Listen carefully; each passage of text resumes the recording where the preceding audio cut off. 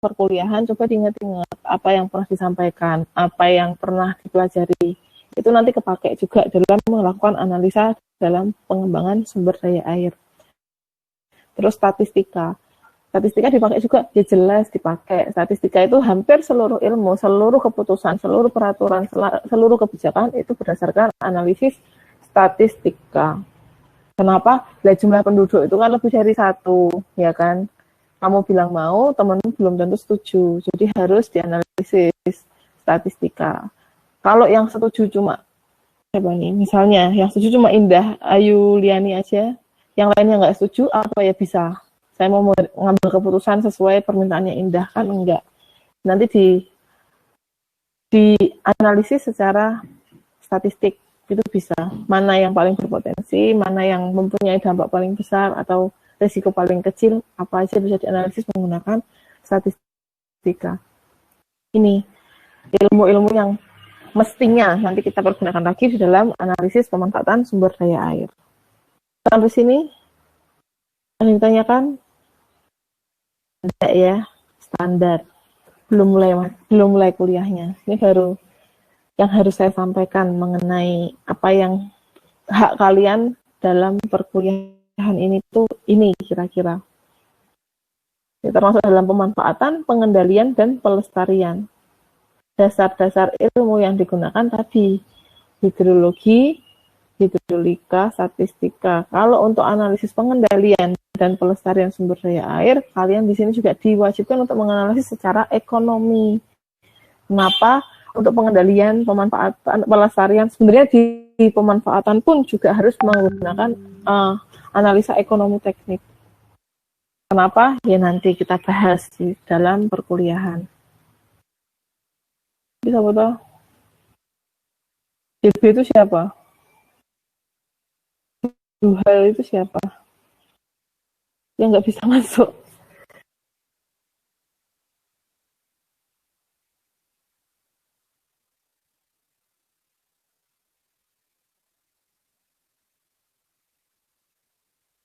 Apa pindah Google Meet? Gak usah rawes ini boy. Ya. Pengendalian udah. Terus yang keempat, kompetensi pembelajaran mata kuliah pengembangan sumber daya air ini yaitu menerapkan tahapan-tahapan perancangan dan perencanaan sumber daya air. Ini sama kayak ada tuh kuliah apa ya kalian? GJR, geometri jalan raya, kan ada gitu. Itu kan kalian merancang geometri jalan, alinyemen vertikal, alinyemen horizontal. Terus dihitung trafiknya berapa, kapasitas jalannya apa, kelas jalannya apa, dan seterusnya, ya kan? Di air juga sama. Di sini kalian tahapannya ada. Perencanaan sumber daya air. Nah, perencanaan sumber daya air itu yang seperti apa? Apakah ada yang tahu?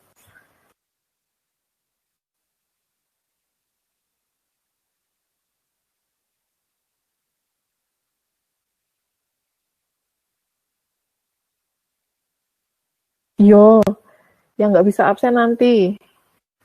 Nanti tak absenin satu-satu, nggak apa-apa.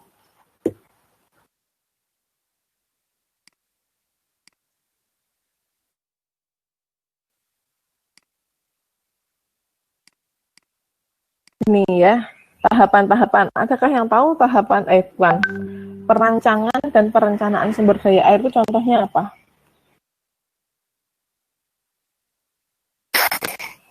Patah-patah suaranya. Ya ampun, kayak Anissa Bahar. Patah-patah. Dia nih, pindah Google Meet. Ini dong, bentar.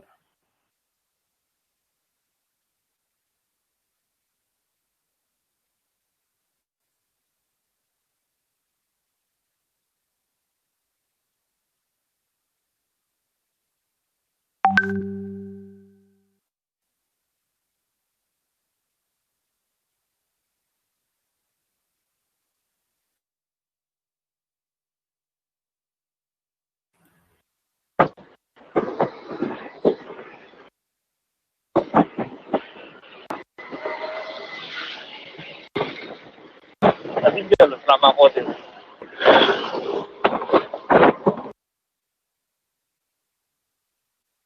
Ngomong.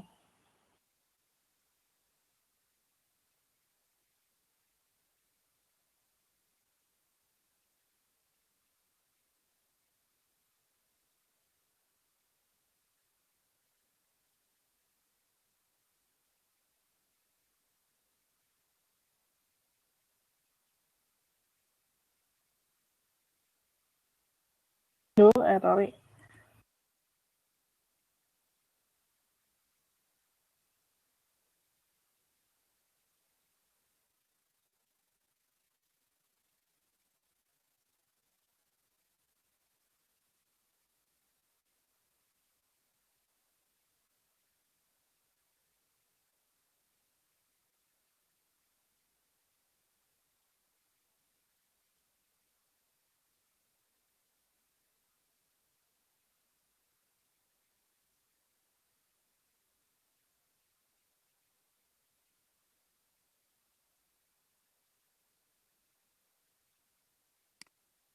Apa yang kalian peroleh, berapa waktu, berapa lama waktu kalian bisa mendapatkan keuntungan, return period-nya berapa. Itu juga dianalisis di dalam sini. Tuh. Terus habis itu kita juga menerapkan, nanti kita akan belajar bagaimana cara menerapkan tahapan-tahapan perancangan dan perencanaan sumber daya air. Tahapannya apa aja, perancangan apa yang mau dirancang, apa yang direncanakan sumber daya air. Di sini ada dua kata yang sebenarnya kayaknya mirip, tapi sebenarnya artinya beda. Ada perancangan dan perencanaan. Apa itu perancangan, apa itu perencanaan? Coba ada yang tahu nggak?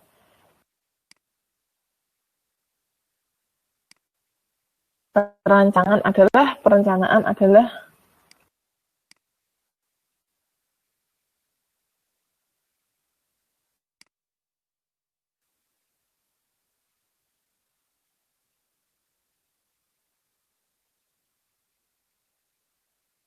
Ada yang tahu? Pak tunjuk. Oke.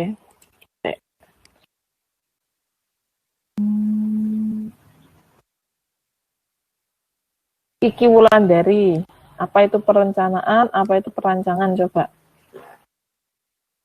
Ki, mic-nya nyalain, Ki. Kalau perancangan itu lebih ke datanya, seperti penggambarannya, kayak pembuatan sketsa atau pengaturannya. Kalau perencanaan? Kalau perencanaan tuh lebih ke kayak nanti direncanakan waktu dan ke depannya kayak gitu. Di prosesnya gitu, Bu. Kalau perencanaan tuh prosesnya dari minggu ini gitu. Ada yang mau ngoreksi enggak nih?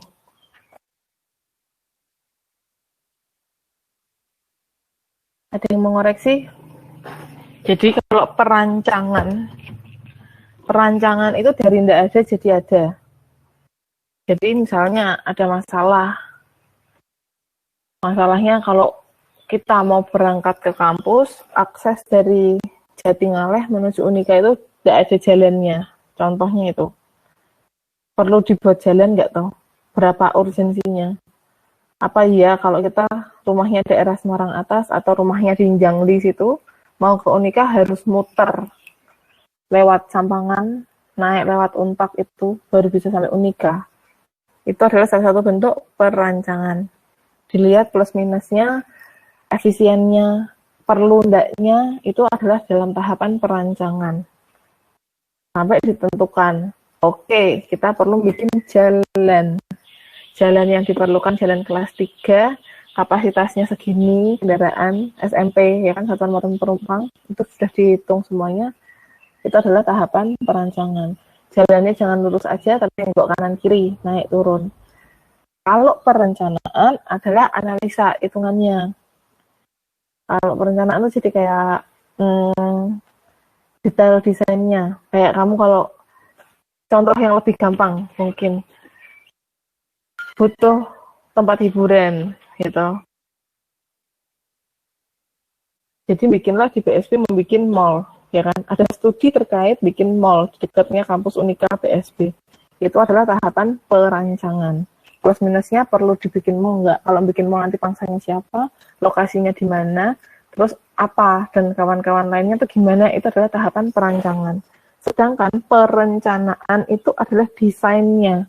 Desain dalam artian dimensi baloknya berapa lantai, gedungnya mau dibuat berapa lantai, terus material penyusunnya apa, pakainya baja atau beton bertulang, pakai lift atau pakai eskalator aja, itu adalah ada di tahap perencanaan. Detail strukturalnya adalah perencanaan. Sedangkan perancangan adalah dari nggak ada sampai mencetus, oke, kita butuh mall. Itu adalah bedanya perancangan dan perencanaan.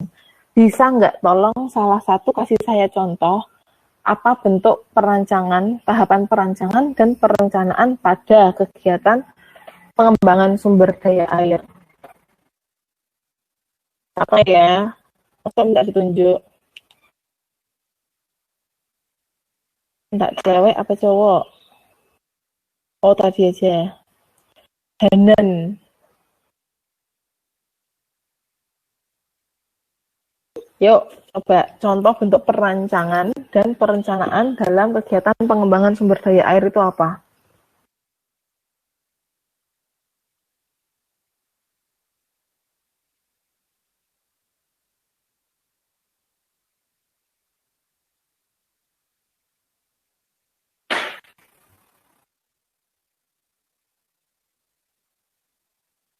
Apa contoh? Kok diem? Sekarang musim apa tuh? Kemarau ya? Kalau kemarau ada daerah kekeringan nggak? Di mana? Di Jogja kali ya, di Gunung Kidul biasa. Oke, Gunung Kidul kekeringan pada musim kemarau.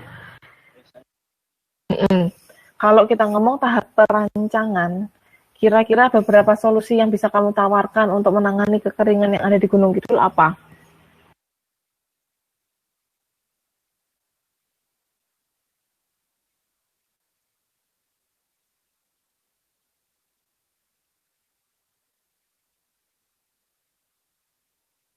Apa kira-kira?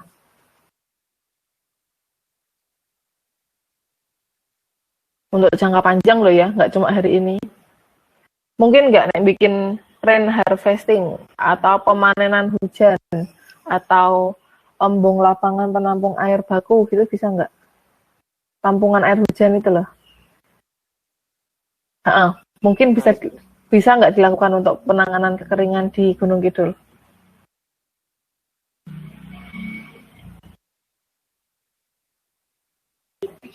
Mungkin bisa. Soal kalau nggak salah di daerah Pelanggeran tuh gunung batu ada deh. Nah, Semacam waduk gitu. Ya, di situ memang banyak. Jadi mereka karena tanahnya nah, di sini kalian juga harus melihat dalam tahapan perancangan ini paling susah. Kenapa paling susah? Mau bikin waduk tadi kolam tampungan air hujan. Mau ditaruh di mana? Kita cari lokasi yang sesuai. Daerah layannya mana? Jangan terlalu jauh, ya kan? Perancangan. Terus kalau dibikin kolam tampungan, dimensi tampungannya itu berapa kubik? Dia biar bisa memenuhi kebutuhan air semua orang Gunung Kidul itu. Ya kan? Itu juga dihitung perancangan. Terus dilihat plus minusnya. Bisa penuh nggak nih bikin tampungan buat menuhin orang 1 juta jiwa? Gede banget toh. Bisa penuh nggak airnya? Kalau nggak bisa penuh, apa ya efisien? Enggak. Itu adalah tahap perancangan. Ya, sampai sudah mengerucut bikin dimensi segini, kapasitas tampungan segini, kedalaman tampungan segini, mampu menampung air hujan berapa kubik, dan seterusnya. Itu adalah akhir dari tahap perancangan. Detailnya nanti kita bahas waktu kuliah. Nah, setelah perancangannya selesai, baru kita lanjut ke tahap selanjutnya, yaitu perencanaan. Kira-kira tahap perencanaannya apa ya kalau mau buat embung air itu tadi? Hanan masih di situ. Apa mau ganti? Milih teman. Hanan, coba milih temannya yang lain.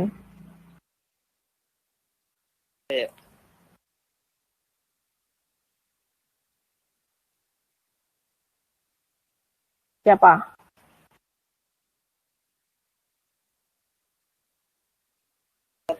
Ya wis, Rikat. Boleh. Iya, Rikat. Tahap perencanaan dari bikin embung lapangan atau lumbung air ini gimana? Tahapan apa yang termasuk perencanaannya? Ini yang pertama harus dilakukan. Terus?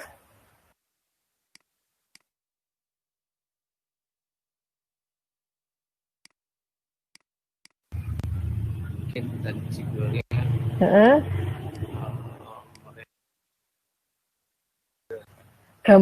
Gambarnya gambar apa?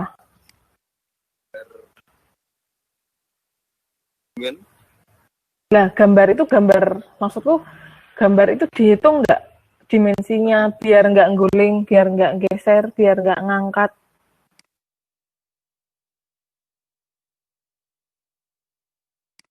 Gambar adalah tahap perencanaan.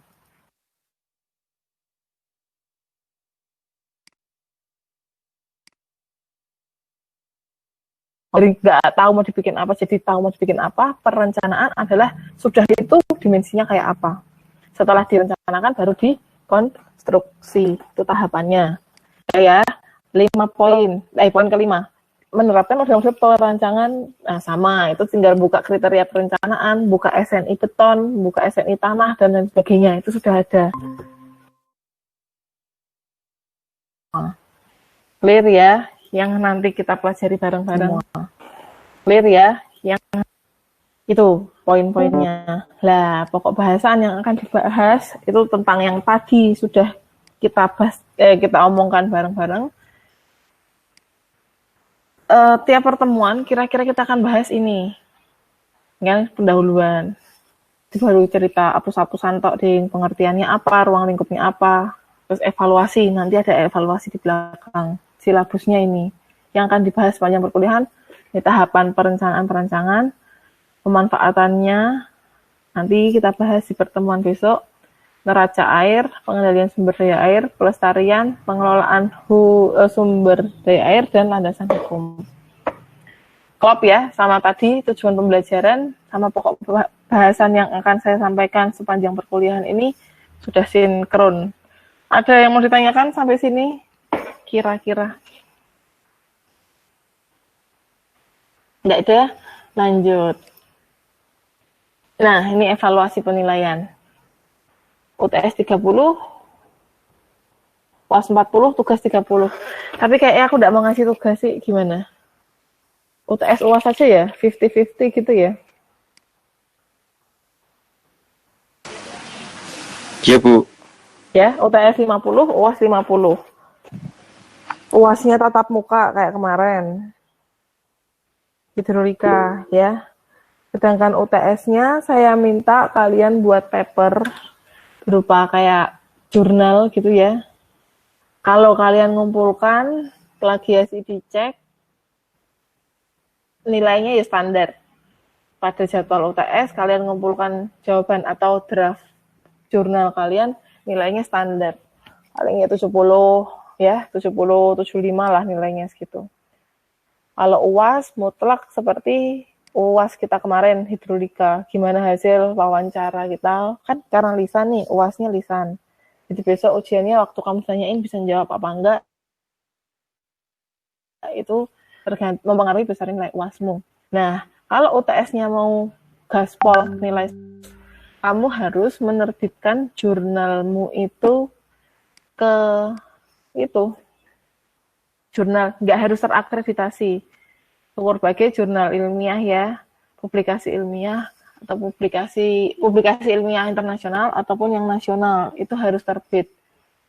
Kalau terbit di internasional pakai bahasa Inggris, jadi draft yang kumpulkan ke saya dalam bahasa Indonesia, terus kamu terbitkan ke publikasi jurnal internasional, terbit itu nilaimu 100 untuk UTS, berarti udah nyalengin nilai 50 ABCD apa nilai akhirnya? C ya kayak ya, seket ya. 50 tuh nilainya C ya? Iya, Bu. Nah, kamu nggak usah ikut UAS, udah dapat nilai C. Kalau jurnal kamu terbit. Kalau UAS ya kan tinggal lisan, kita ngobrol santai kayak kemarin. Ya kan? Bisa dapat UAS lebih baik, UASnya kasih haji dapat 50, 75. 75 udah B kan? Gitu. Jadi tergantung jurnal kamu terbit nilai UTS-nya 100, terbit nasional, jurnal nasional nilai UTS-nya 85. Kalau nggak terbit nilainya 70. Maksimum. Ngerti ya? Untuk UTS itu tok. Nah, pembuatan jurnal artikel ilmiahnya itu nanti materinya apa adalah sesuai yang kita diskusikan di dalam perkuliahan. Jadi boleh kuliah minggu ini, atau kalau kalian habis bikin di WA ke saya, Japri juga boleh, nanti dikoreksi. Bisa koreksiannya apa, langsung perbaiki, analisanya kurang di mana, itu bisa. Penting kalau kamu terbit jurnalnya, nilai 100, kalau nggak terbit, ya paling pol di angka 70 untuk nilai UTS. Ada yang mau komplain kah? Enggak. Setuju? Iya. Oke. Ada yang mau tanyakan?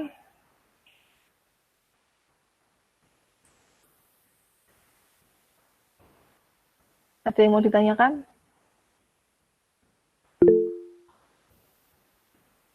Tidak. Baik. Minang mau tanya. Ya, gimana? Yang dimaksud terbit itu kita jadi upload gitu atau gimana? Iya, upload. Kan banyak yang gratis toh. Sipil Unika kan ada tuh jurnalnya tuh loh.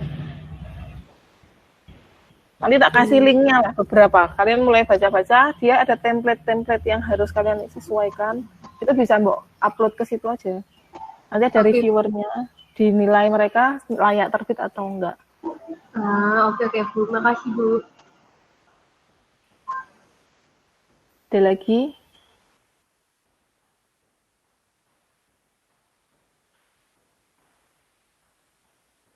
Ada lagi?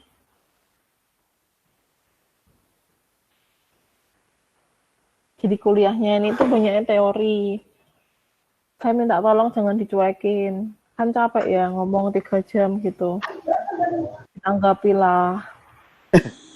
Ya, Bu.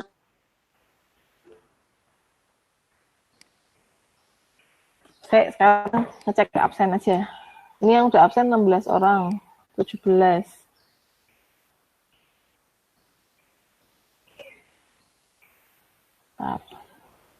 Bu NIM 16 150. Sabar. Masih loading nih. Siap. Sabar, Kat. Yo.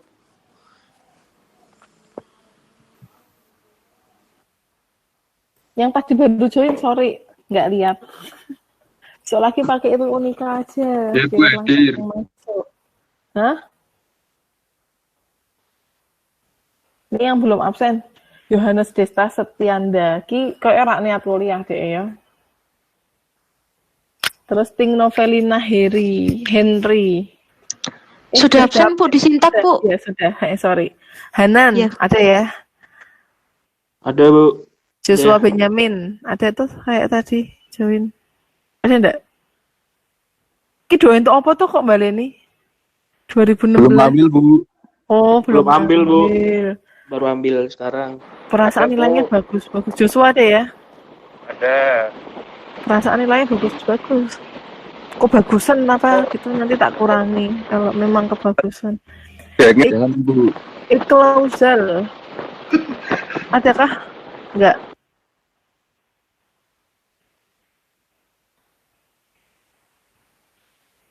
Iklausal.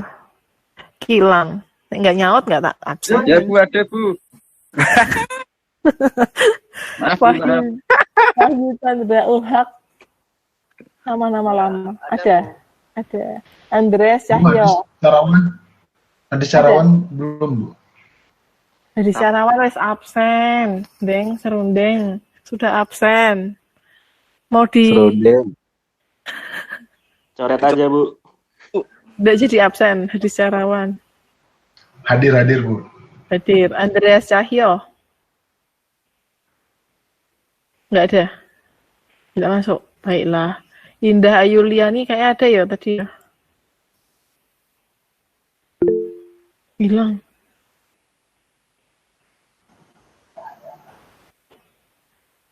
Indah Ayuliani.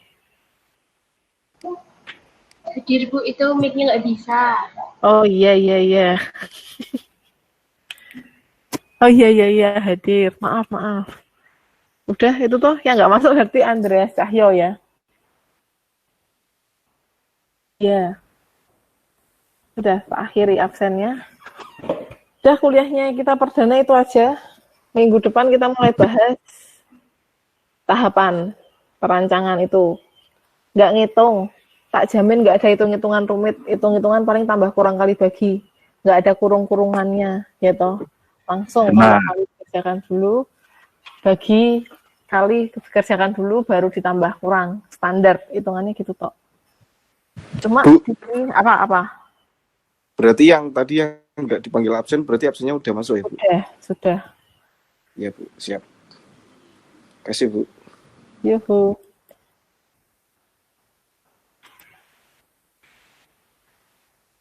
Ya udah.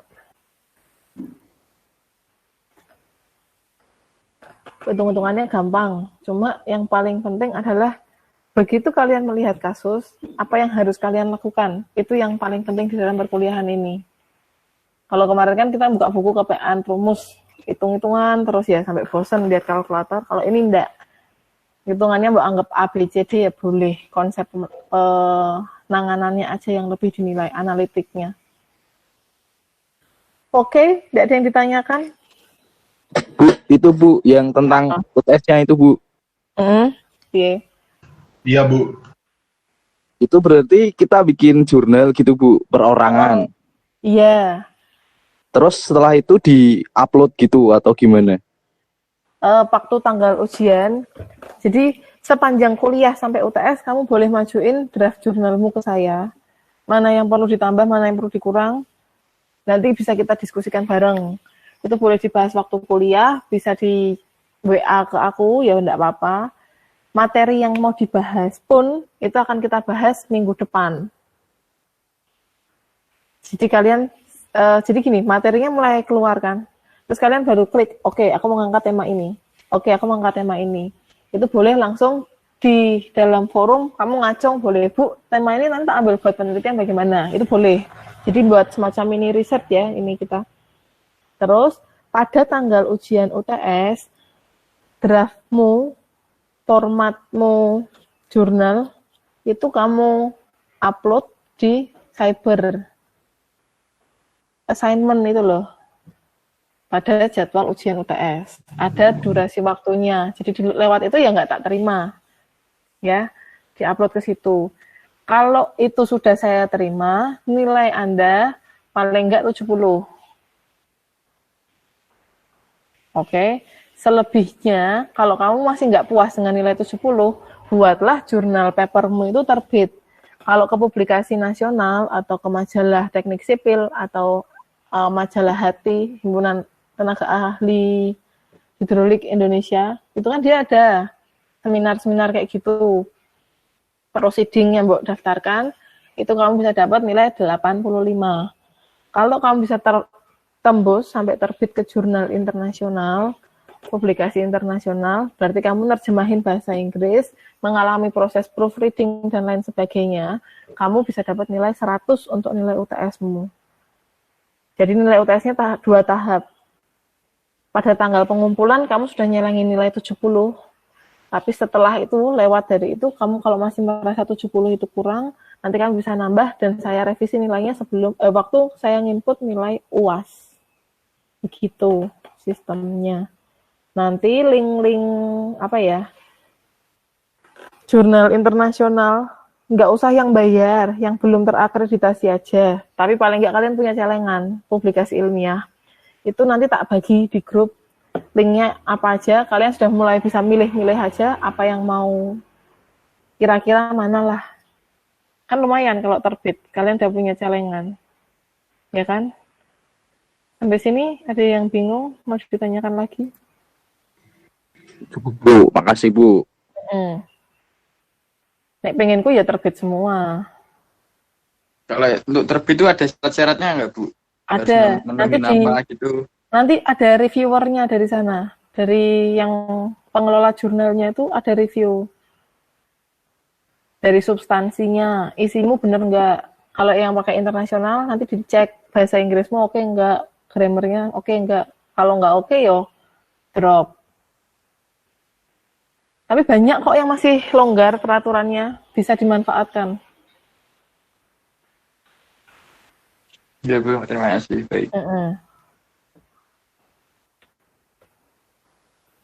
Diterbitkan aja lumayan.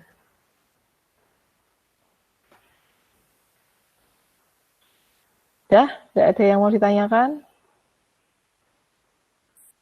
Maaf Bu, izin bertanya. Kalau Gimana? misalnya waktu kita nyari judulnya ternyata ada yang sama gitu gimana Bu? Judul tinggal diotak-atik. Oh, yang tapi intinya beda gitu Bu. Substansi di dalamnya.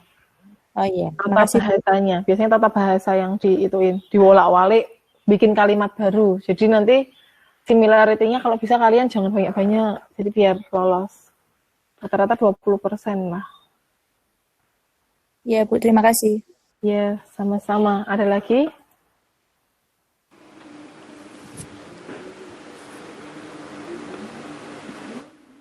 Bu, itu ada minimal per lembarnya nggak, Bu? Sesuai itu. Ya kalau buat yang UTS 5 halaman, 5 halaman aja cukup. Maksimal itu ya. Kalau buat UTS. Tapi kalau yang buat jurnal itu biasanya ada ketentuannya dari mereka, maksimum 10 halaman. Beda-beda ya? Beda-beda. Nanti ada, tak share link nantilah. Bisa kalian pilih-pilih, mulai cari-cari kalau kira-kira yang mau didaftarin apa, pengen diterbitin di mana gitu, nanti bisa. Baik Bu. Kasih Bu. Yuhu, sama-sama. Ada lagi?